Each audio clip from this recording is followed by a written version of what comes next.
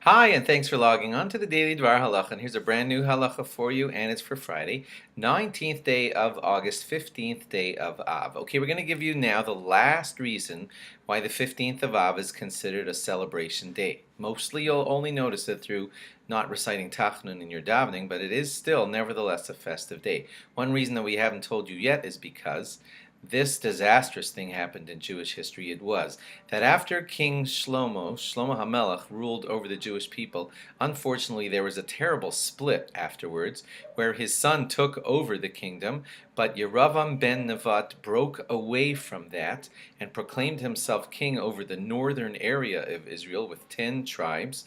And unfortunately, there was a disastrous split in the kingdom of the Jewish people. Rechavam, the son of Shlomo HaMelech, ruled over Yehuda and Binyamin. Those were basically near where the Beis Hamikdash is, near Jerusalem.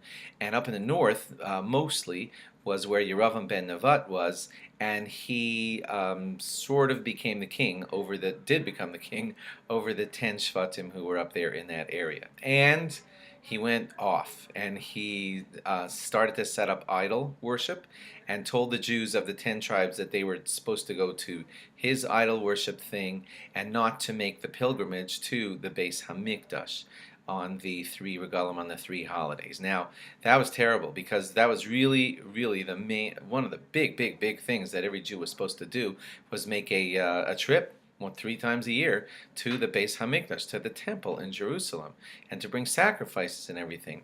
And not only did Yeravam ben Nevat tell them not to do that, but he set up like these things to block the roads so that the people would not be able to make the trip down to Yerushalayim, to the real Beis Hamikdash, to give support to what it was that he was doing in his area.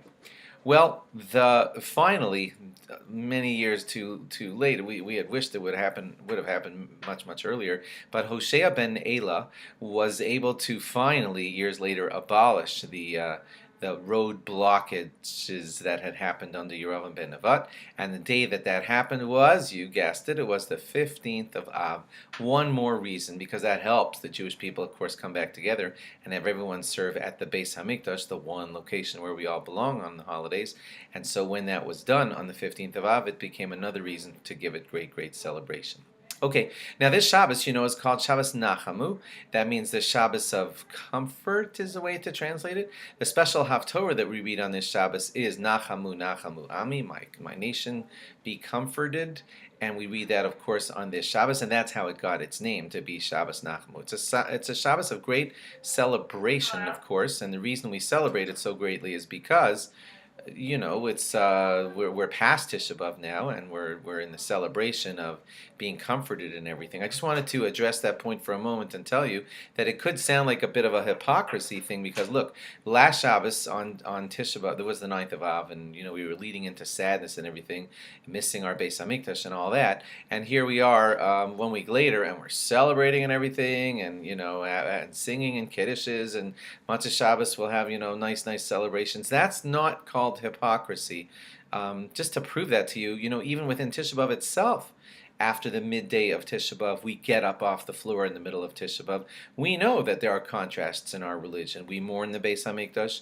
We take great comfort in God's promise that it will come back. So we celebrate both. We know that we have to mourn missing the Beis Hamikdash. We know that we have to feel comforted that God tells us that we're coming back. And so Shabbos Nachamu is a stark contrast, not hypocrisy, but a stark contrast to what we were commemorating 1 week ago. Thanks for logging on. Have a great Shabbos, and log on again after Shabbos for more. Bye-bye.